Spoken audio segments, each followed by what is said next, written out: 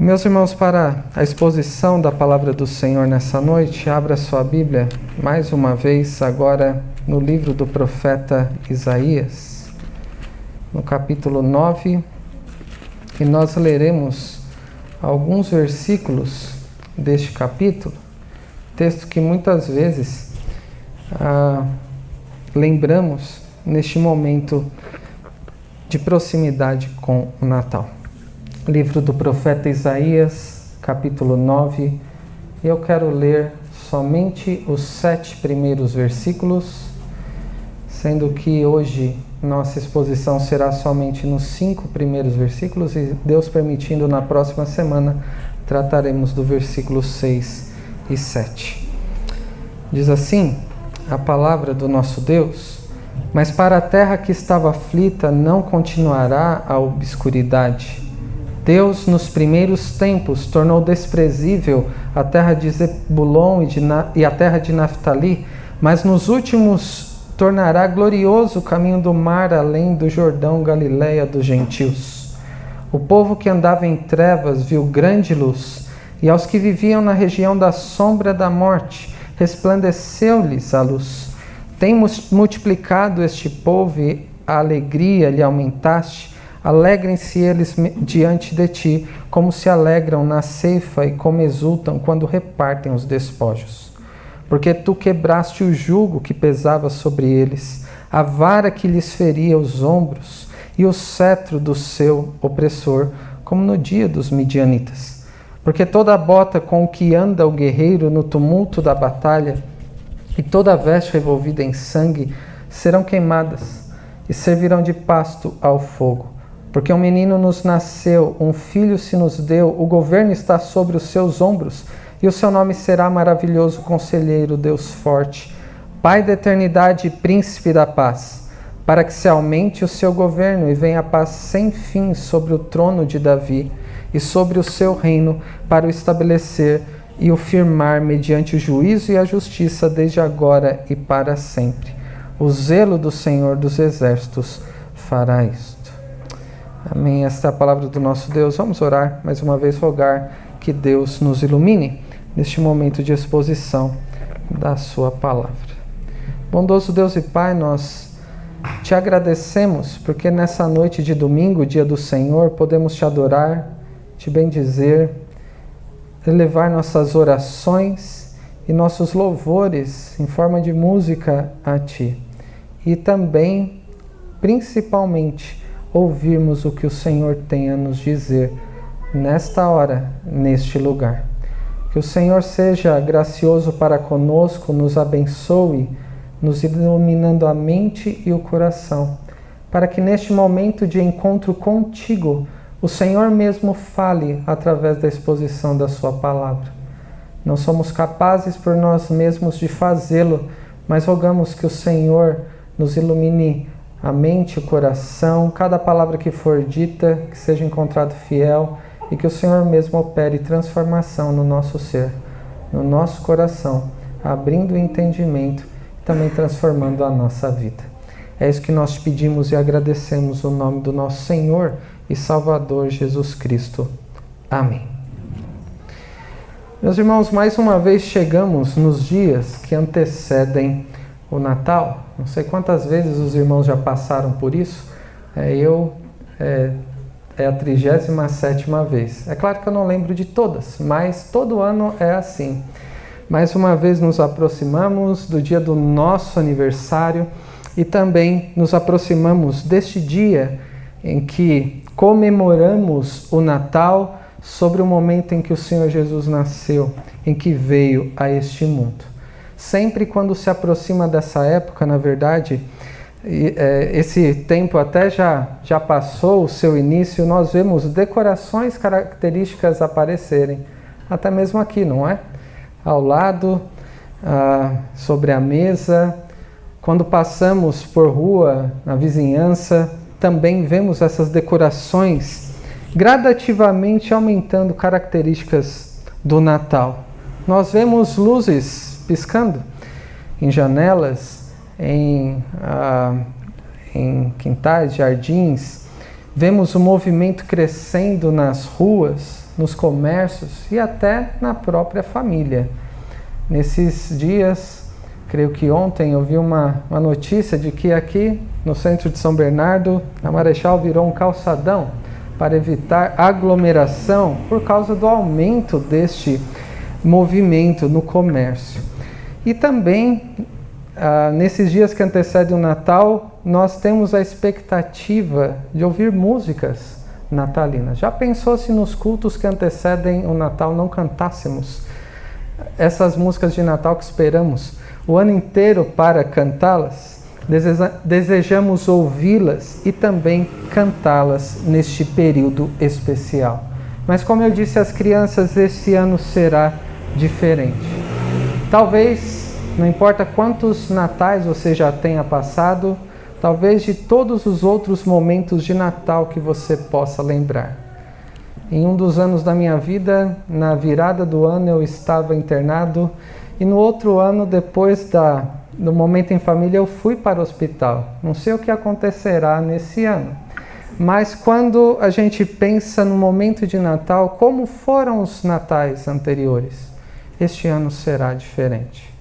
É claro que para todos nós, de certa forma, em decorrência desse período de pandemia em que nós vivemos, muitas restrições, pessoas enfermas, pessoas que não estão mais dentro do nosso convívio, no contexto dos nossos relacionamentos familiares, eu tenho essa impressão que há menos decoração de Natal, menos luzes, menos movimento. Às vezes a gente até fica incomodado que parece que há mais do que deveria em alguns locais. E até mesmo menos música do que de costume. Infelizmente esse ano não teremos a cantata do coral, não é, Tânia? Houve até quase um protesto no decorrer da semana, minha irmã nossa dizendo como gostaria que tivesse alguma surpresa nesse sentido. Será que esse Natal então será um momento menos belo por causa da diminuição das decorações? Será que será um Natal mais obscuro, mais sombrio, por causa da diminuição das luzes de Natal? Será que será um Natal mais angustiante e solitário, por conta da diferença de movimento nas ruas, no comércio e principalmente no contexto familiar? Será que este Natal será um período menos alegre? Porque não teremos, por exemplo, a alegria de participar ou de ouvir a cantata de Natal do nosso coral? Será um Natal menos alegre por causa da diminuição das músicas? Nós precisamos pensar então, diante de um período difícil, atípico, como que estamos vivendo, mas quem é que precisa do Natal, não é verdade? Poderíamos passar de um modo diferente com a ausência dessas festividades neste período do ano? Quem é que precisa do Natal? E para responder essa pergunta sobre quem precisa do Natal, nós poderíamos, de certa forma, recorrer a qualquer parte da Escritura, de Gênesis até o Apocalipse. Então vejam como para o que aponta este momento que celebramos não está restrito a um dia específico do final do ano, ou as parafernálias que tem ao redor, que tem um sentido da decoração, não que não tenham importância. O sentido do Natal e o motivo pelo qual alguém precisa do Natal está revelado nas páginas das Escrituras de Gênesis até Apocalipse. Desde que o pecado entrou no mundo e Deus, na sua intervenção, fez promessas de alguém que viria reconciliar o pecador consigo mesmo. No decorrer das páginas do Antigo Testamento, como Deus fez isso para cumprir o seu propósito. A maneira como Ele libertou o seu povo, o sustentou, entregou a terra do descanso, até o dia em que Cristo viria a esse mundo, e o que nós estamos vivendo hoje, os últimos dias. O momento da história, não sabemos quanto tempo haverá, mas são os últimos dias em que aguardamos com grande expectativa e esperança o retorno de Cristo. E uma das passagens mais gloriosas que as Escrituras tem que responda essa questão, quem é que precisa do Natal, esta passagem que foi lida do livro de Isaías. Então, o livro de Isaías ele tem uma importância grandiosa. Esta passagem que nós lemos é uma das passagens gloriosas deste livro e de toda a Escritura. O profeta Isaías foi um dos maiores profetas do Antigo Testamento. Talvez o mais importante, ou um dos mais importantes. Ele foi chamado a profetizar 8 séculos. Então vejam, quase 800 anos antes de Cristo, em 740, ele foi chamado a profetizar em Judá. Não temos informações detalhadas da sua vida pessoal, mas sim que ele era alguém extremamente culto, alguém que havia estudado muito, chegando ao ponto de servir 4 reis. Os reis passavam e Isaías ficava. 4 reis ele serviu no contexto de Judá. E a importância da sua mensagem começa antes do versículo 1. Quando você vê o título Isaías, que é o nome do profeta, que significa o Senhor é salvação. Evidencia a importância da sua mensagem e por ele ser o primeiro dos livros proféticos, ele é que dá as bases pelas quais os outros profetas vão falar no contexto da história da redenção que nós vemos no restante do Antigo Testamento, sobre Yahvé, o único Deus vivo e verdadeiro, o Deus Santo, que julga a todos por causa dos seus pecados e julgará o mundo com justiça. Isso é uma terrível notícia. Aquele que é pecador diante da santidade de Deus, a quem deve prestar contas, nós vemos que é uma tremenda de uma má notícia que Deus julgará a todos. Mas o nome de Isaías aponta para a salvação de Deus. É o Deus que, ao mesmo tempo em que derrama a sua justiça, ele também usa sua misericórdia para salvar o seu povo através daquele que é o servo sofredor, que fala o livro de Isaías, que é o Messias. Por isso, essa questão desta mensagem, quem precisa do Natal? É a pergunta importante que você deve ter em mente neste momento, enquanto vemos o que Deus disse através do profeta Isaías. Quem precisa do Natal? Que responderemos com 2 lições à luz dos versículos 1 ao 5 de Isaías 9. Em primeiro lugar, quem precisa do Natal? E a resposta é: os que estão em trevas. Aqueles que vivem em meio à angústia, ansiedade, aflição e morte. De onde eu tirei isso? Veja comigo o texto mais uma vez, mas agora a partir do versículo 21 do capítulo 8, porque é um pouco do contexto do que Deus estava falando através de Isaías. O que diz aí? Passarão pela terra duramente oprimidos, famintos, vejam aí, opressão e fome. E será que quando tiverem fome, enfurecendo-se, amaldiçoarão ao seu rei e ao seu Deus? Olhando para cima, olharão para a terra e eis aí angústia, escuridão, sombras de ansiedade e serão lançados para densas trevas. Este é o contexto dessa passagem, que é familiar a nós, mas nem sempre lembramos do seu contexto. Quem é que precisa do Natal? Quem é que precisa da mensagem de salvação que proclama, que profetizou Isaías? São aqueles que reconhecem que estão nas trevas, que vivem angustiados, ansiosos, aflitos, numa vida de um caminho que conduz à morte. Neste contexto do que Isaías está falando, porque a mensagem profética ela tem uma realidade histórica daquele momento para o povo, mas com desdobramentos para todo o povo de Deus no decorrer da história. E naquele momento da história, do que Isaías estava falando? Estava falando justamente sobre um período de trevas, Qual é a última expressão do último versículo do capítulo 8? E serão lançados para densas trevas. Isto é o que aconteceria ao povo.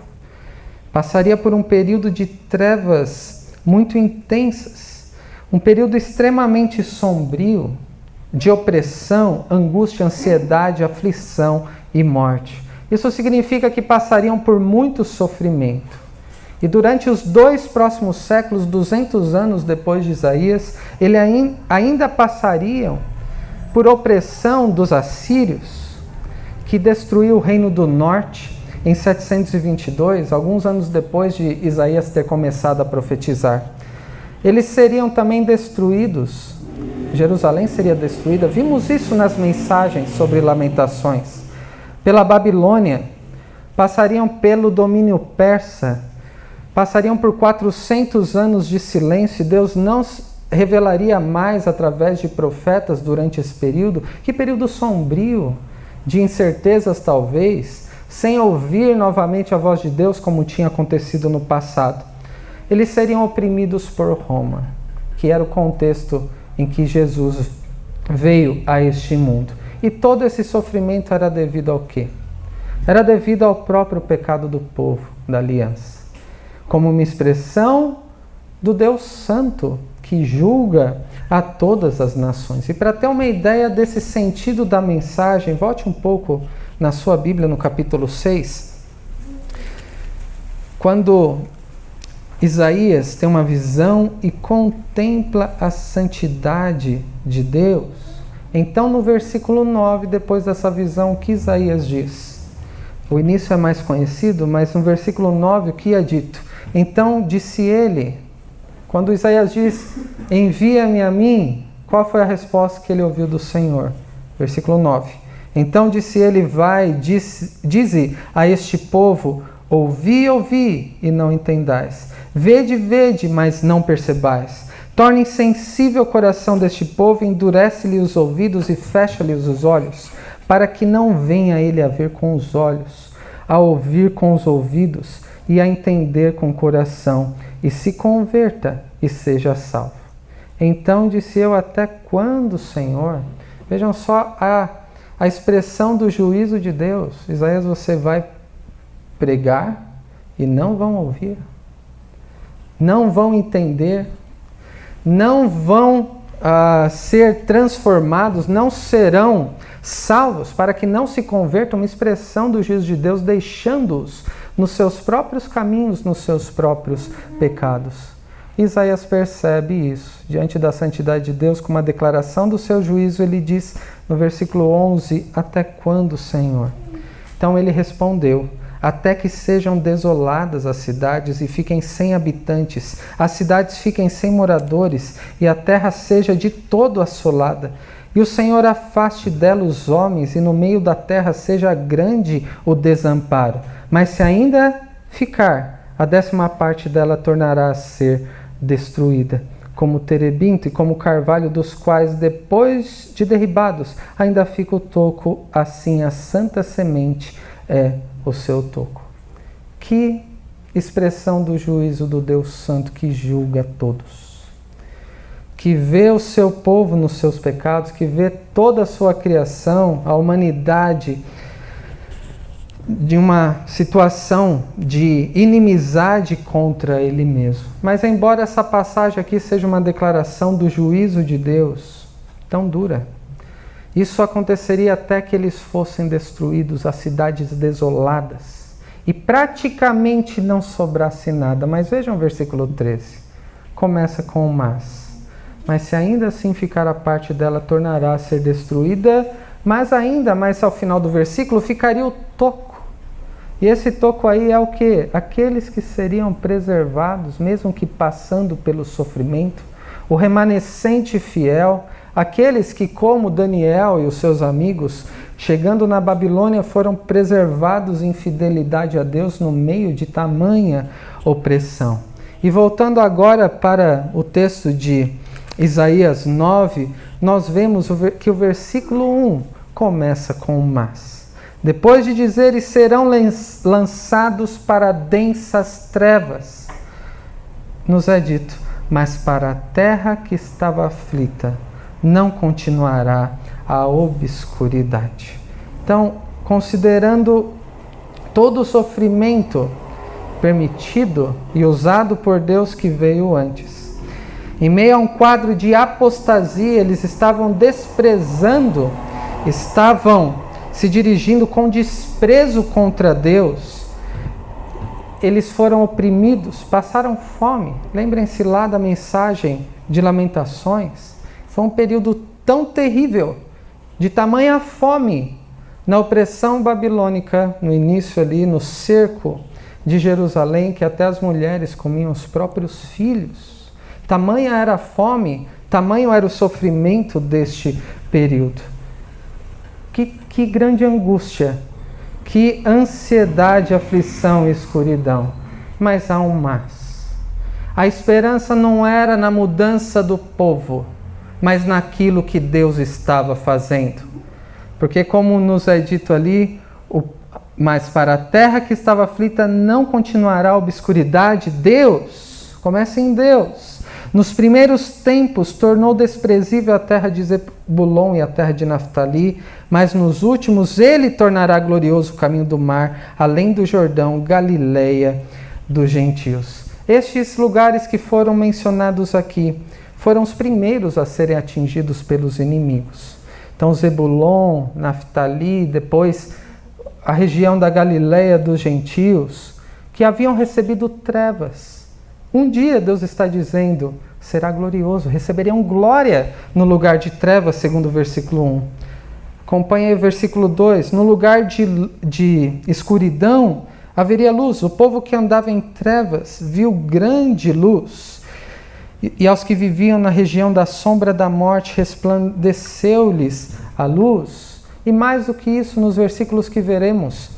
Versículo 3, haveria alegria no lugar da angústia. Versículo 4, liberdade no lugar da aflição. No versículo 5, paz no lugar da guerra.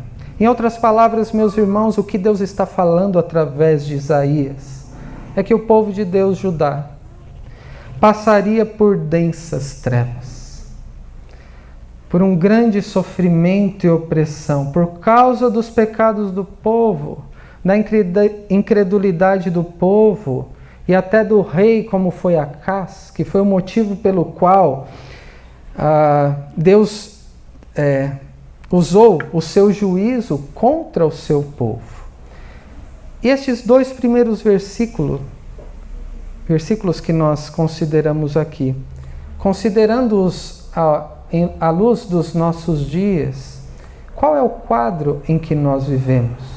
Nós também podemos dizer que vivemos em tempos difíceis. O mundo está perdido, jaz no maligno, há todo tipo de violência, de insegurança, dos efeitos do pecado que estão nesse mundo, que, como cantamos muitas vezes, é um mundo que está em confusão. Podemos dizer que, assim como naquele tempo há opressão, motivos de angústia nos nossos dias, ansiedade, aflição e morte. Isso não é porque estamos num período de pandemia. É porque todos estão em trevas, naturalmente. Rumo à morte, à condenação por causa dos seus pecados. O que mais precisa, e a pergunta é, quem precisa do Natal?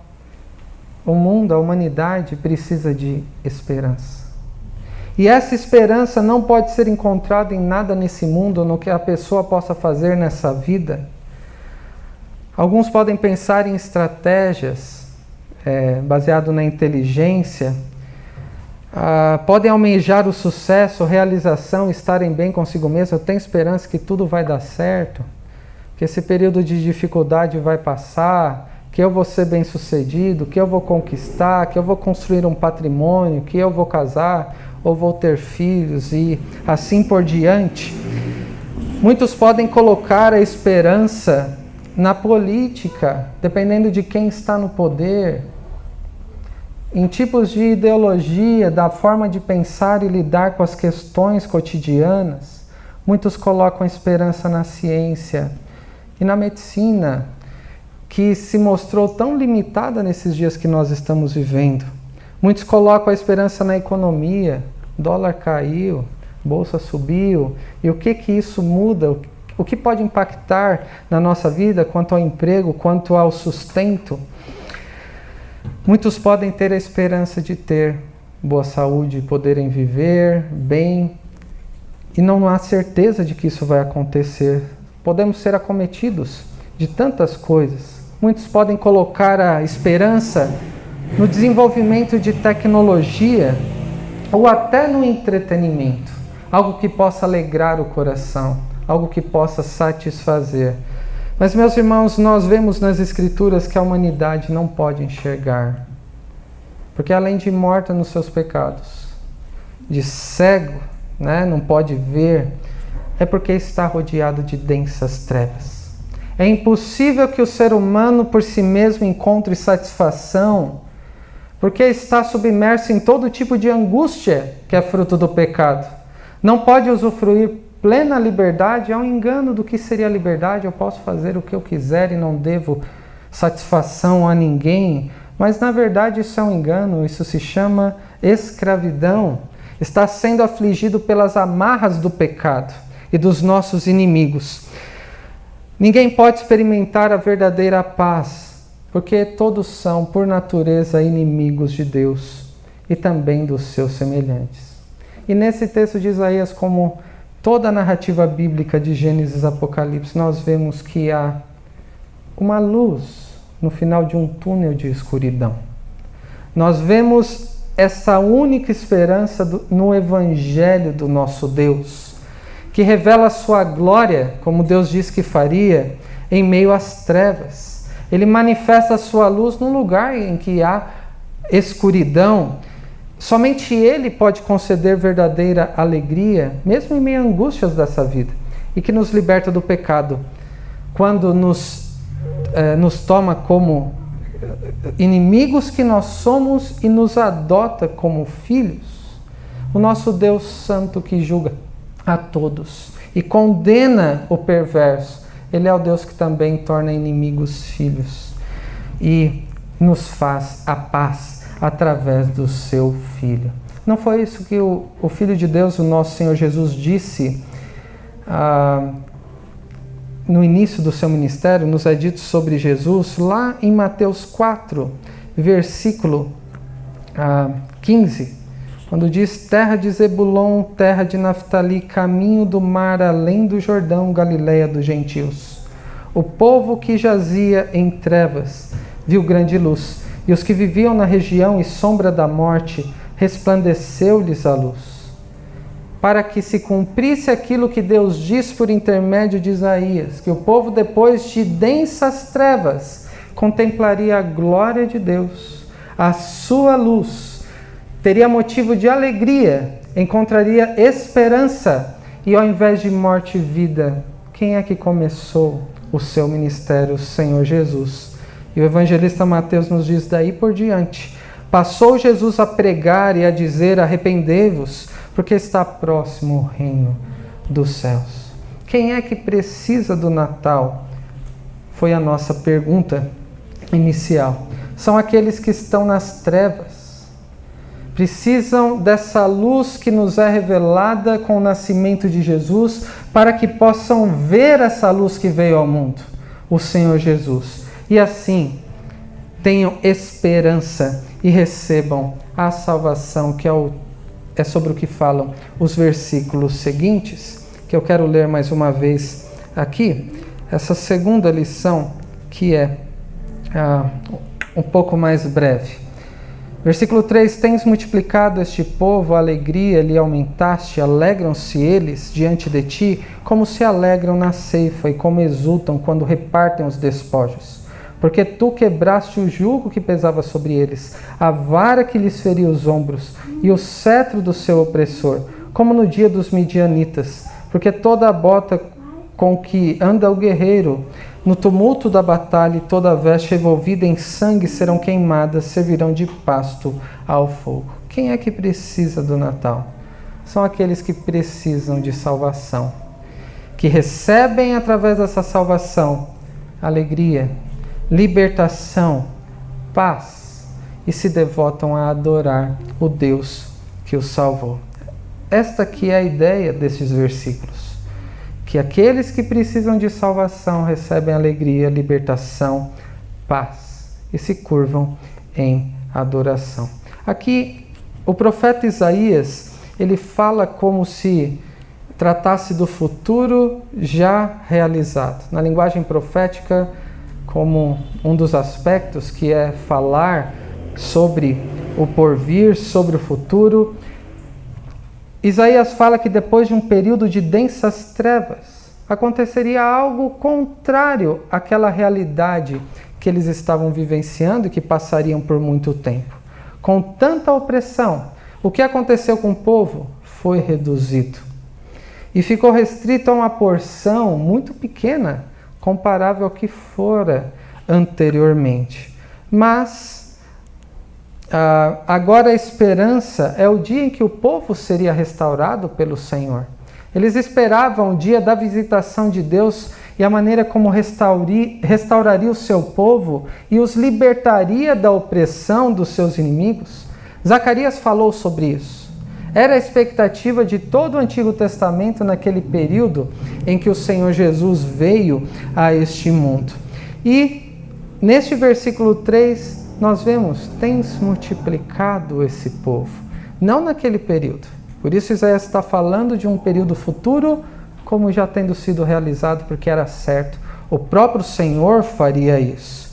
Em que teria alegria, não mais a angústia, que verdadeiramente seria liberto dos opressores, não seria mais oprimido pela Síria, Babilônia, o domínio de Roma, e teria finalmente paz. Mas nós sabemos que esta mensagem vai além do que impérios deste mundo, do que governos que se levantaram e depois caíram. A mensagem de Isaías, ela aponta para o tipo de opressão, para o tipo de guerra, de inimizade, de tristeza decorrente dos inimigos que nós lidamos enquanto estamos nesse mundo. Os inimigos que são muitas vezes lembrados, a própria carne, somos pecadores, ainda com inclinação contrária àquela que é a vontade de Deus, e se não for o Senhor, permaneceremos assim. O próprio diabo, que desde Gênesis 3 procura enganar, se possível até mesmo, os próprios eleitos, e também o mundo que está ao nosso redor, que tem um fluxo, uma inclinação contrária à vontade de Deus. Todos são, por natureza, inimigos de Deus e procuram encontrar felicidade, a verdadeira felicidade, estando submersas às densas trevas. E se não for o Senhor, nada poderá ser feito sobre alguém que permanece em densas trevas, que não pode salvar a si mesmo. O Senhor Jesus, quando fala sobre o fato de sermos pecadores, e nessa manhã tratamos sobre a doutrina do pecado, sobre a gravidade do pecado, sobre a realidade que é na vida de qualquer um o fato de ser pecador, nas palavras de Jesus, que diz: todo aquele que comete do pecado é escravo do pecado. E se o Senhor Jesus não libertar, não existe libertação e não existe esperança. E Deus, então, diante dessa gravidade que é o pecado, mesmo diante a inimigos que mais do que errarem o alvo atirando para o lado oposto, são agressores de Deus, matariam a Deus se tivessem condições. Deus revelou o seu plano para salvar pecadores. De um modo glorioso ele se revelou na história, de uma forma que muda a perspectiva sobre quem Deus é. O Deus Santo que julga, ele tem todo o direito de fazê-lo. O ser humano que foi feito à imagem de Deus e tornou-se inimigo de Deus, e Deus é justo de condenar, mas também do Deus que reverteu a tragédia do Éden, extinguiu as densas trevas, quando enviou seu Filho para ser a luz nesse mundo. O Deus que torna a tristeza em alegria. Não é isso que é dito aí no versículo 3? Alegria lhe aumentaste, alegram-se eles diante de ti como se alegram na ceifa, como exultam quando repartem os despojos. Esta é a alegria da salvação, o povo multiplicando. A maneira como Deus salva pecadores no decorrer da história, isso aumenta e hoje é a igreja, isso é motivo de alegria e de louvor ao nosso Deus. Quando olhamos o que Deus está fazendo na vida dos outros e o que Ele tem sido e feito na nossa vida, isso nos faz ter alegria. E não ficarmos ressentidos ou murmurando das outras coisas que gostaríamos de receber.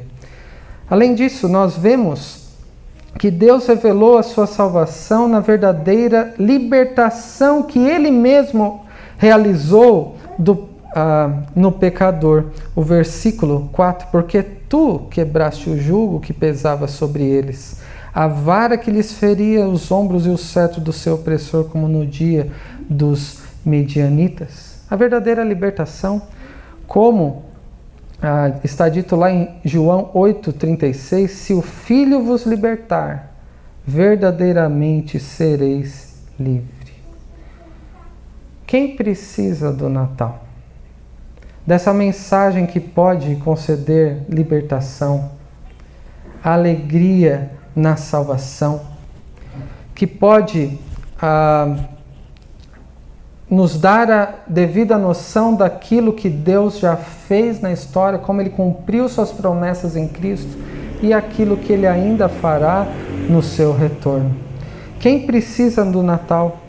Para aqueles que estão cativos, escravos do pecado, ou para nós que temos conhecido essa mensagem gloriosa que nos move a adorar o nosso Deus pela verdadeira liberdade que encontramos em Cristo, que é somente através de uma vida de obediência.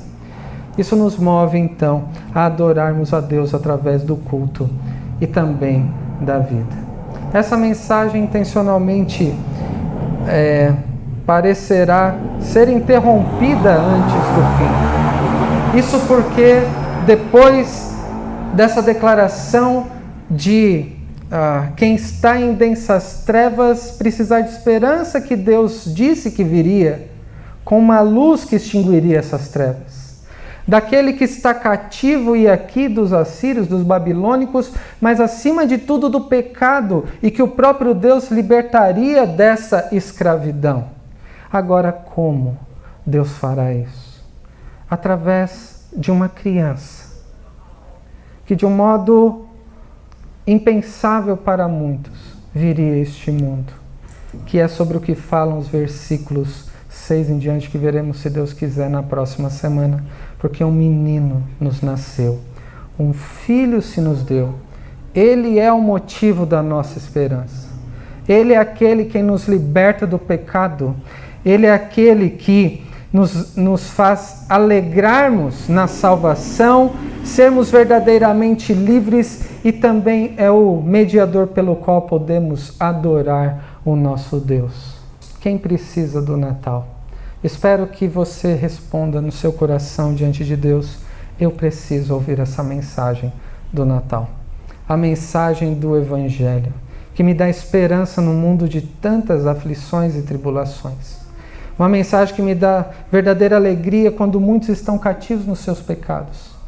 E uma mensagem que me conduz, me move a adorar e a cumprir o propósito para o qual eu fui criado pelo nosso Deus. Que Deus nos ajude tanto a respondermos essas perguntas a nós, quanto a também testemunharmos com a nossa vida e com palavras sobre a necessidade que temos de ouvir essa gloriosa mensagem que é revelada no Natal. Que Deus nos abençoe. Amém.